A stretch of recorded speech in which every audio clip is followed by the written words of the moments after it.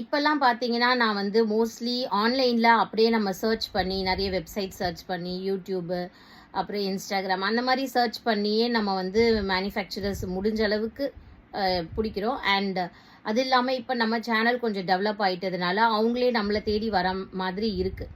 But அப்போல்லாம் பார்த்தீங்கன்னா அப்படி கிடையாது. நம்ம தான் தேடி போய் சர்ச் பண்ணி ஃபீல்டில் இறங்குனா மட்டும்தான் நம்மளால் பார்க்க முடியும், சாரீஸ்லாம் சர்ச் பண்ண முடியும் சொல்லுவாங்களே எந்த ஒரு ப்ராடக்ட்டும்.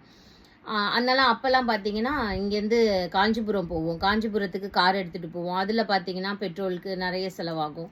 அப்புறம் சேலம் போகணும், சேலமும் கார் எடுத்துகிட்டு போகணும்.